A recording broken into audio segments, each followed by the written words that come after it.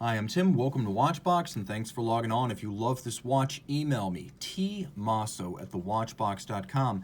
It's in the description below, your purchase and pricing email question line for buying this or any watch you see on any Watchbox platform. Reach out to me directly. Email tmosso@thewatchbox.com.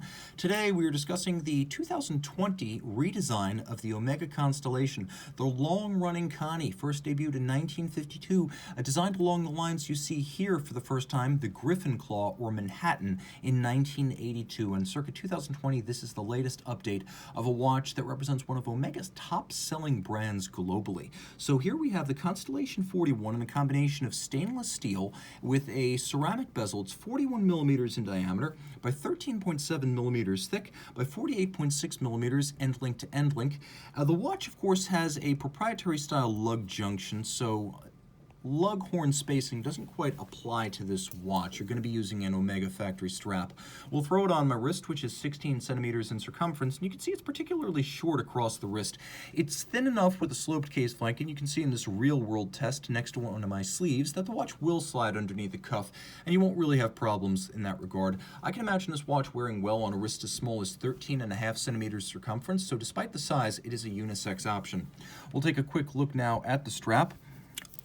We've seen this before from other brands, but rarely from Omega, as we have large rectangular scale alligator leather in black with a matte finish and a monotone stitch on the top, and then underneath that we have vulcanized rubber with a little bit of a ribbed motif that allows the wrist to breathe better. You can see this is a brand new Omega factory strap with that central gusseting to avoid gouging, and then we have a full deployment clasp, single fold. You can see externally it's polished and satinated. It's a twin trigger release, so that's a secure closure. You can see internally it has this minderless system. I call it minderless because there are no minders. Strap minders are those little loops on the opposite side of the strap that hold the excess length. But here you can see the excess length tucks underneath the clasp for a very clean, hassle-free, uncluttered look when the watch is sized down. Rolling over to the case, you can see it's a bit of a tonneau profile. It has highlights in the form of bevels that run the length of the case on both sides, as well as a polished end link to the strap interface. We can see faceting as well as satination, and then we have these polished griffin claw brackets or griffes that flank the dial. That's one of those elements from the 1982 redesign. You can see that the watch retains its Roman numerals outboard, and it's a ceramic bezel to help resist scratches. We have a crown that's polished on its edges, and then we have media blasting and raised relieved polished Omega logo. The watch is 50 meters water resistant, and it has a push down crown. The dial is black, and you can see that we have hour indices on the dial to complement the Roman numerals on the bezel. Alpha style hands for the hours and minutes with a Lancet style counterweighted seconds hand. You can see we have faceted and quite intricately faceted hour indices that are alternately satinated on their top and then polished on their sides. We do have hacking or stop seconds. We have an applied Omega logo and marquee. The old school Constellation font is used. And then we have a little star there to remind you that the first 1952 Constellations were observatory chronometers, and observatories judge the passage of time using the passage of stars. Now, the dial is a matte black base, so it's not glossy, and we have two subsidiary setting modes here. One allows you to change the hour independently of the other hands. The minute hand is not affected. The seconds hand keeps beating, and I can actually take the mobile hour hand and jump the date forward or backwards depending on which direction I am heading.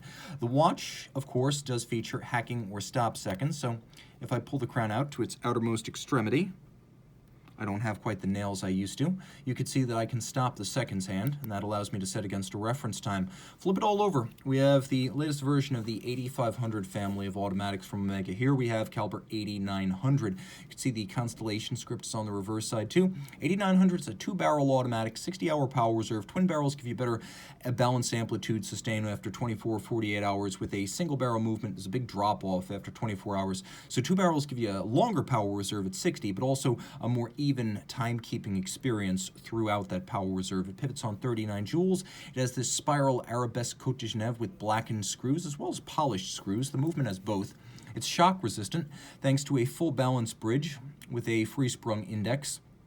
You can see the unique spiral spoke of the SI-14 balance, and we have that free-sprung balance with full bridge for shock tolerance and also precise adjustment. We have a silicone hairspring and an anti-magnetic escapement, so the watch is anti-magnetic to over 15,000 Gauss, which is exceptional, almost an amagnetic watch.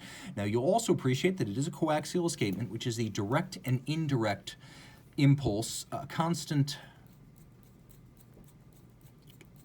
tangential contact escapement, originally envisioned by George Daniels in 1974. The contact between the impulsed and impulsing surface is constantly just tangential. It's never as rough and direct as you'll find with a conventional Swiss lever. This allows the watch to keep excellent time in the short term over longer terms and have reduced maintenance requirements. So there are many advantages. Okay, it's a coaxial. It's also a master chronometer. The METAS, or master chronometer standard, is everything the Swiss COSC is, but you test the cased up movement in 6 positions, not 5, and we test it cased up as a full watch, not as a bare caliber. It includes chronometry, yes, but also power reserve, winding efficiency, shock resistance, water resistance, and anti-magnetism. Master chronometer is a full test of the assembled watch. The watch is even fairly well loomed by the standards of dress timepieces. Reach out to Team Mosso at thewatchbox.com for purchase and pricing details.